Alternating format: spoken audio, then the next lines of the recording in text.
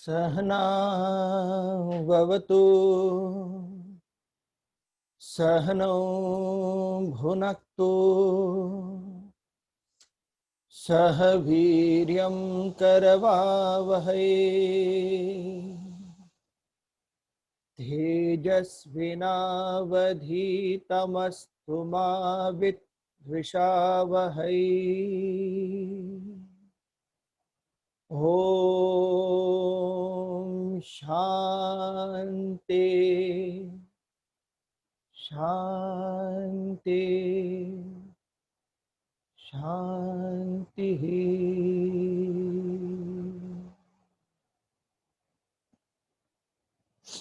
Welcome back to the classes. So we have started with the text of the Bhagavad Gita, which is a component, just a small part of the Mahabharata. We discussed last time that the Mahabharata had 1 lakh shlokas, out of which right in between is the Bhagavad Gita, which is 701 verses. It happens in between a war, the Kurukshetra war. So I told you the background of the whole thing. It will be very interesting for those who have not known about Hindu scriptures to go through Mahabharata. The story itself, it's very interesting.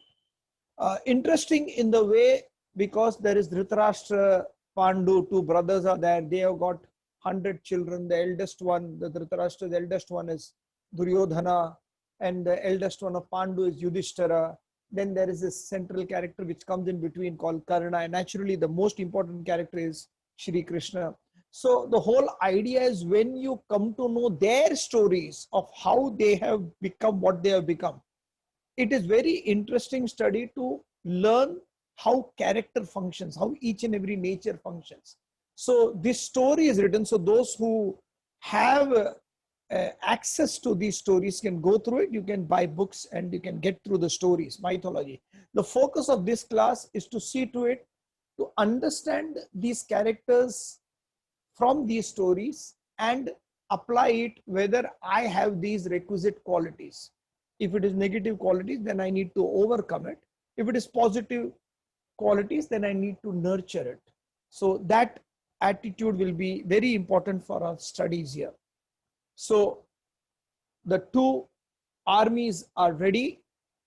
Dhritarashtra is sitting. That's what we completed last time, right? Dhritarashtra is, before we start the whole text, many people ask this question perennially. It has been asked, why is Hinduism a mythological story? Is Mahabharata a mythology, or did it really happen? Was Dwarka really there or not there? Krishna was there, not there? So to address it for once and for all, for anyone who's listening, these questions cannot be addressed on an open forum, right? But I'll give the answer with an example. If there are children listening to these lectures from the age of 3 years old to the age of 16, and one 4-year-old child is asking me this question, sir, actually Santa Claus is there, no? To such a question, you can't answer before everybody. For that child, for that 3-year-old and 4-year-old, we have to say, yes, Santa Claus is there. He is that fat, chubby fellow with a long flowing beard. And you know, if you are a good child, it's qualified. If you are a good child and you have not done anything wrong, then no mischief, then the Santa Claus will come through the chimney, and then there will be these 2 socks which you put in the chimney, and he will put gifts inside, whatever you want, provided you are a good child. So that kind of a pressure is required. And the child imagines the Santa Claus came, I will be awake when he comes, and then the parents say, no, no, he's already gone. You just blinked, no, he went. And they take it up because they are children. As the child grows more by the age of 8 and 10 and 12, Then you tell them, you know, there is this Santa Claus that comes and he comes through the chimney. They start reasoning. This is where the reasoning comes. How can such an obese person come through this small chimney? I don't think it is possible. I don't think there is a Santa Claus. This attitude comes, which is also all right, because they say, I don't believe in Santa Claus, because they don't have the qualification to understand what it means. By the time they become 16, 18, then they start understanding, yes, correct, there was no Santa Claus, but there was a saint called Saint Nicholas. And what this saint used to do is to come downtown every week and give a lot of sweetmeats to the children to spread happiness and joy. So Christmas or Diwali or anything is to spread happiness. It's the spirit that is commensurated, not the personality.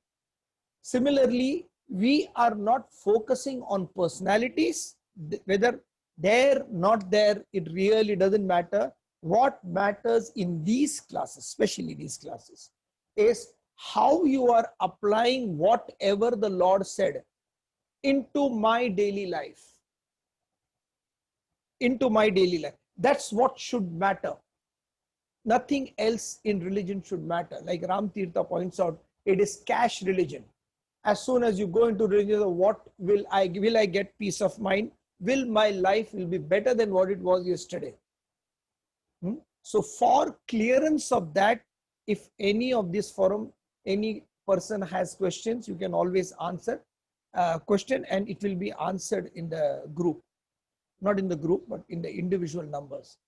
So we did the verse, Dharma Kshetre Kurukshetre Dhritarashtra Uvacha Dharma Kshetre Kurukshetre Samaveta Yuyutsavaha Mamaka Pandavaschaiva Kimakurvata Sanjaya. So we did it elaborately. How did this righteousness, this whole field of dharma, where everything was doing because it needs to be done, from there, how did it come to a level where it has become a Kurukshetra, where everybody is fighting for everything?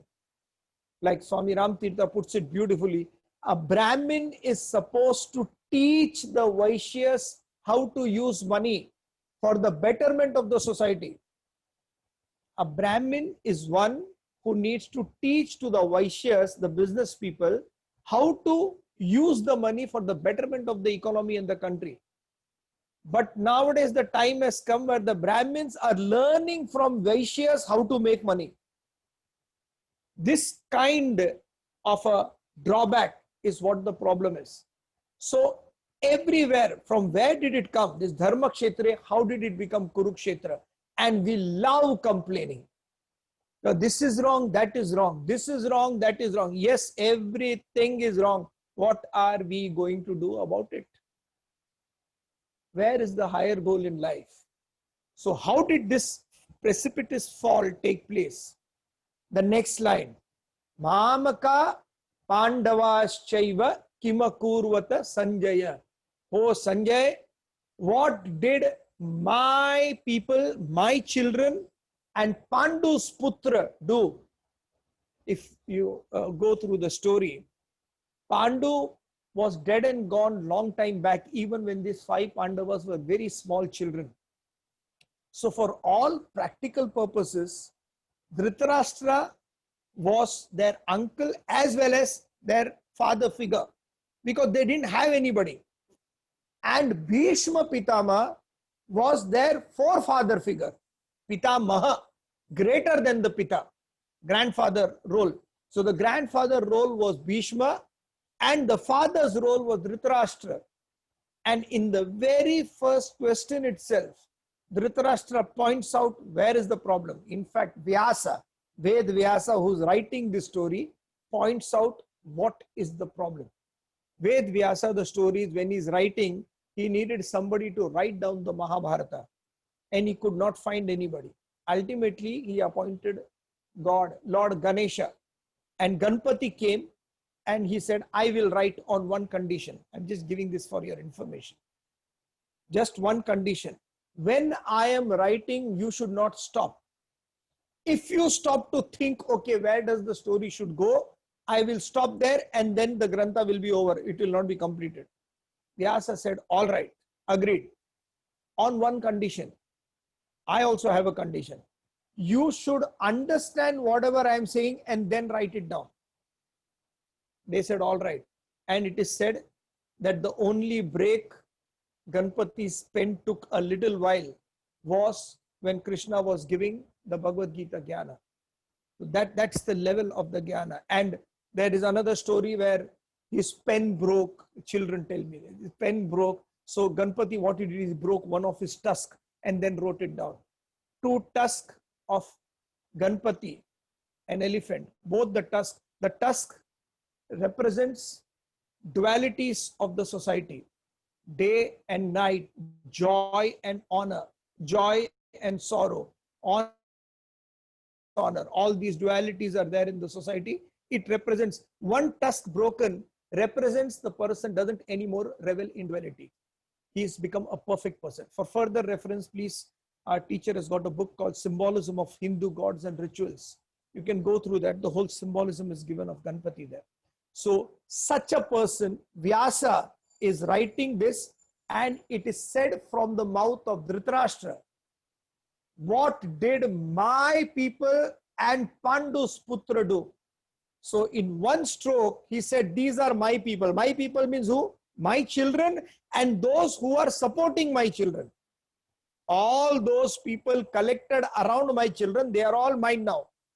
And the other, the Paraya, is Pandu Putra. And the very fact is, what did my and Pandu's Putra, what did they do in the battlefield? Represents a very important factor of the decadence of society.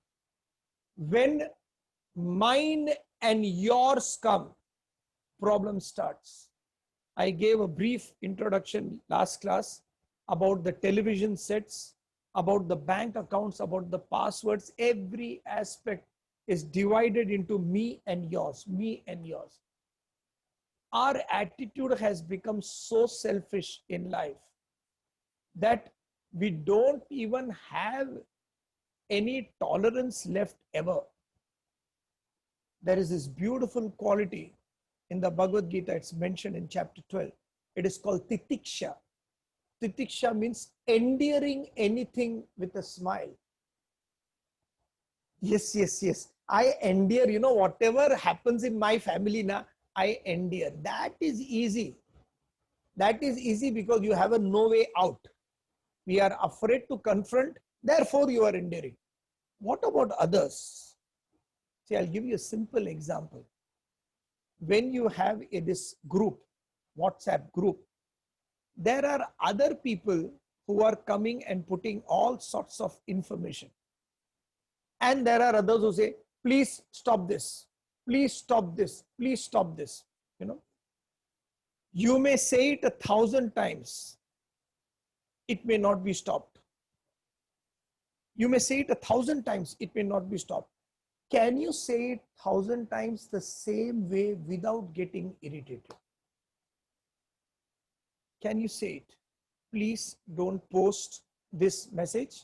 This WhatsApp group is not meant for this. Thank you very much. And add thank you and leave it. 100 times. So what does it teach others? That you should not post. What does it teach me? Patience. Just let go. It's okay. After every same tone, without any irritation. No irritation. Please avoid posting this. Thank you very much. Please avoid 100 times without getting agitated and irritated. Pass. It's coming in your mobile. You don't read one line. If you don't want it, delete it. What's your problem? We don't allow other people to express their opinion also. We are so bad at this now that if the other person says right or wrong, doesn't matter. The whole chapter 1, we'll do this, is based on this. As soon as this selfishness comes of mine and yours, problem will start. The otherness. We go to another country, we are insecure. We come to this country, we are insecure until I come into my state. When I come into my state, I'm still insecure until I come to my district. In that district, again, if it comes to my village, I'm more happy, or a city. In that city, my house, I'm that. Even in my house, me. See how it goes, the selfishness. When this happens, that people start looking forward only for themselves, then everything goes into a chaos. It's a chaotic situation. In olden times, all the darbars, whether it is Rama or Krishna, had a sannyasi. Rama had Vasishtha. So the administration of the kingdom had the guidance of Vasishtha. The job of Vasishtha was to guide Rama whether it is ethical or not. That's all. This is the direction everybody should take. That guidance was there. Religion is needed to be guiding politics. But there should not be any politics in religion. You understand? All these, mine, yours, then what will I get? This is my state, this is your state. This is my city, this is your city. It comes in relationships too. It comes everywhere. And once this mindness comes, you are destroyed. That is the reason, the primary reason for evolution, we always say is think about somebody else. Just think about some. As soon as you say, my God, my life is a blessing. At present, I am sitting in a particular place where food is taken care of, clothing is taken care of, there is a roof above my head. It's enough. There are people who don't have this. This attitude will take you places. And if this attitude is not there, then each and every dharma kshetra will and surely become a Kurukshetra. So this is the introduction. Dhritarashtra says, and then Sanjaya talks. Now I'm not going into the verses. Drishtva Pandava Nikam Vyudam Duryodhanas. He says, oh Dhritarashtra, Vyudam Duryodhanas Tada. Duryodhan is there. And what is he doing? He is straight. Acharya Mupasangavad Raja Vachanam Abravit. He goes straight to his guru. Who? Dronacharya. Dronacharya is the commander-in-chief of the Mahabharata war. He was the second in command. The first command was Bhishma. He goes to Dronacharya and he starts talking. What does he say? Really, how does he say is important than what does he say? Like a Raja, like a king. When you are approaching a teacher, it should be completely what we call vinamrata, complete humility with the teacher, because he or she knows much more at present than what I know.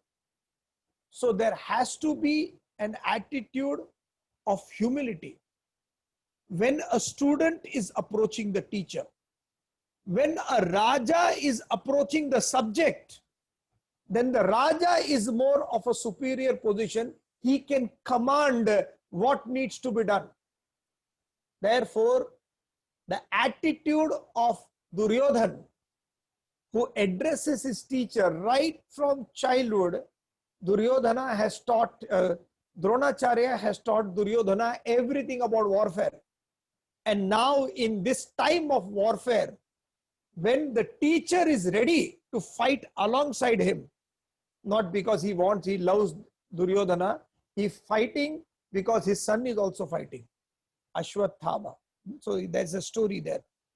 And Duryodhana, knowing that this fellow will not go anywhere, addresses him.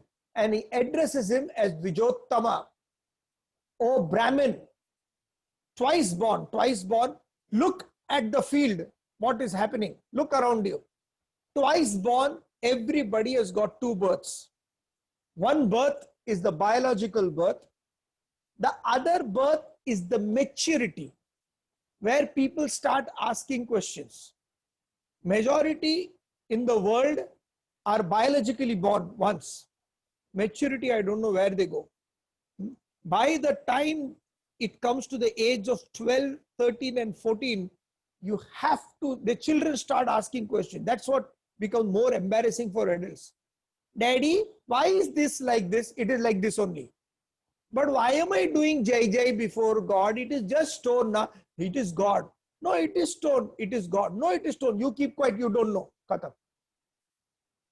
This is the way we deal with questions. Therefore, I encourage more questions. This thought. So maturity comes at the age of 12 and 13. Best of twice born is the best of the guy who is biologically born and constant inquiry about how life should be led. Oh, Brahmin, he says to Duryodhana, Dronacharya. Dronacharya, when he says Brahmin, it is a very subtle insult to Dronacharya. Because a Brahmin's job is not to fight. A Brahmin's job is to plan and program of how to go about something. And the person who is Kshatriya by nature, who is a fighter by nature, who's got the Rajasic content of that, is the person who's going to fight. So the very fact Duryodhana tells Dronacharya, oh Brahmin, is an insult. And then he starts, look at the field around you. Great warriors everywhere. And he explains 3 times, 3 verses. He gives about, look at who all are there in their team, the Pandava team. I told you, it is only 7 battalions. Kauravas had 11 battalions. The person who knew to fight in the Pandava were only 2, basically. Arjuna and Bhima. The rest were all right. Nakula, Sahadeva and Yudhishthir were all right. Bhima and Arjuna were the prime there. In all this, he's saying, he spends 3 verses saying that, look, there is this mighty Bhima there. There is a mighty Arjuna there. All this he spends 3 verses. And to explain his army, which is 11 Akshubnis, 11 battalions, he spends only 1 verse. Just 1 verse. You know who all are in my team? Thyself, you, Bhishma, Karna, and all the other, Dushasan and everybody. This is in 1 verse. This indicates a fear in Duryodhana. Duryodhana, being a selfish person is always afraid of anything righteous.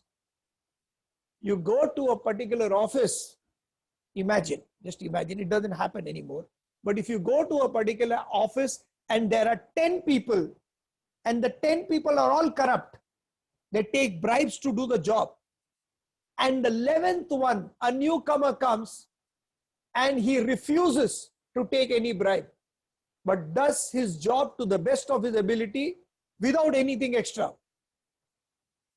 When he does that, what do you think the other 10 people will do? It's a very interesting question. First, they will try to bring him to their team. Listen, we are all together. You should also do this. You should also. But if he refuses, they have no way out. Then that person needs to be transferred or out he goes. Because a dishonest group cannot have an honest person. It's impossible. That honest person will be evacuated. It will be thrown away.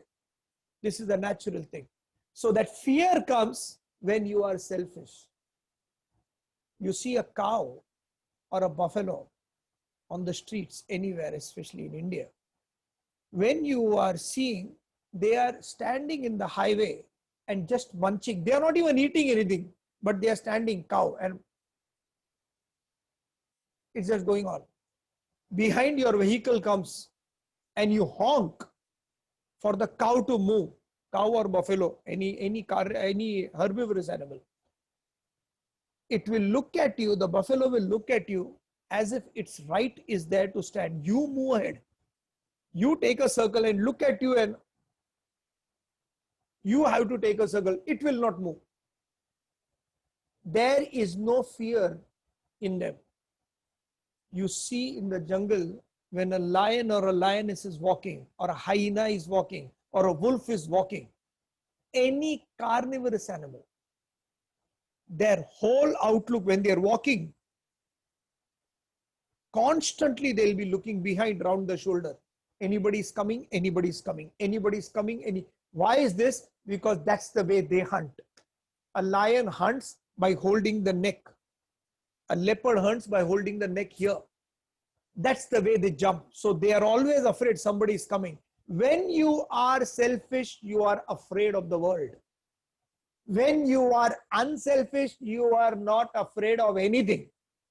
So as soon as fear comes into your heart, understand we are selfish. And this is what happens. He says, all these people, Pandava and all these people, and our group is just this much.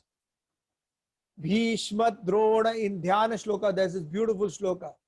Bhishma Drona Tata Jayadratha Jala Gandhara Nilotpala Shalya Grahavati Krupena Vahani Karnena Vela Kula Ashwathama Vikarna Ghora Makara Duryodhana Vartini Sotirna Khalu Pandavai Rananadhi Kaivartaka Keshava. Oh Keshava, you are my Kaivartaka. Kaivartaka means Navik, boatman. And in this river, what is there? Bhishma, Drona, Tata. They are the shores holding the whole war of Kurukshetra. Bhishma. It is all this, he did it in one verse, Duryodhana. Who is Bhishma? Bhishma is a personality who has got Ichha Mrityu. I will die only when I want to die. I will die only when I want to die. This is Ichha Mrityu. So show me one person who wants to die. You'll not find a single person. Even when they're saying, please, oh God, kill me, it is only according to a depression or some sad event. Once that event goes away, once that mentality goes away, they're back to normal. Nobody wants to die. Bhishma is that. Whole life, you can give as many arrows as you want. You can shoot him as much. He will decide not to die, khatam. And when they say not to die, it means he will never change. There is no change in Bhishma. So in the TV serials and magazines, they show him with a white beard and all. No white, the person is very young because he's got Ichha Mrityu. A person who cannot die. Bhishma, Drona. On the other side is Drona, the guru who cannot die, who will not die. The person has taught everybody the art of warfare. How much he should know. So the person who will not be killed, he is fighting, and he is fighting his best. He is not on any discount, that I will not kill the Pandavas. Bhishma had that. I will not kill the Pandavas, I'll kill the whole army, I'll destroy it, and the army will, the fight will end. But I'm not going to kill any Pandavas. Dronacharya did not say any of this because his son was BFF, best friends forever, with Duryodhana. Duryodhana had bought him nicely, gave him a lot of supplies, money and all. He nurtured him so that he doesn't leave Duryodhana's side, Ashwathama. So he captured Ashwathama, and the closeness between the father and the son was so much that the father decided to fight with the Kauravas against the Pandavas. So he didn't have any. So Bhishma, Drona, both were shores. Tata, Jayadratha Jala. Jayadratha was the water. Power of Jayadratha, the only guy who attacked Lord Krishna's Dwarka 27 times. He attacked, fighting, and he called Krishna, come out and fight 27 times. And 27 times Krishna ran away. When Krishna came to know that this fellow has come to fight, he would run away. Therefore, his another name, Krishna's another name is Ranchod. रण को छोड़ के भागने वाला. Therefore they called him a coward. The fellow can't fight, he is running away. His elder brother Balrama asked Krishna, why are we running away? He said, listen, whenever I go to meet him, I see that he's not collected enough bad people. Let him collect the whole Jingbang, then I will come and fight. And that is what happened in the Kurukshetra. Here Krishna is there, not to fight, but for a different reason altogether. We'll explain it. So, Jayadratha Thajala, Gandhara Nilotpala. Gandhar Naresh is Shakuni. Nilotpala is a blue water lily, a flower which spreads in the water to such a level that it doesn't allow any other organism to sustain in the water. Fully poisonous. Gandhara Nilotpala. Shalya Graha. Shalya, another warrior, is a Graha, shark. Shalya Graha Krupena Vahani. Krupacharya is the undercurrent of the water. Those who have put their hand in the Ganges or Thames or any river, you see the current. That current is Kripacharya. It's constantly going on. One of the guys who is considered to be ever victorious, lesser known in Mahabharata, but one guy who didn't die. One of the characters who never perished. He was alive even after the Mahabharata. He was a technician completely. So Kripa Vahani, Graha Krupena Vahani, Karnena Velakula. Karna is a big water breaker, huge wave, frightening wave. Some people consider him a better warrior than Arjuna. Shalya Graha Krupena Vahani, Karnena Velakula. Ashwathama and Vikarna, Ghora Makara, they are crocodiles. Ashwathama and Vikarna are the crocodiles. Ashwathama, Vikarna, Ghora Makara, Duryodhana, Vartini. Duryodhana is a whirlpool. What does the whirlpool do? When you are in the river, in a boat, you will not even know. And you will see the water churning and going somewhere in, is creating a whirlpool. Initially, you just look and slowly you come in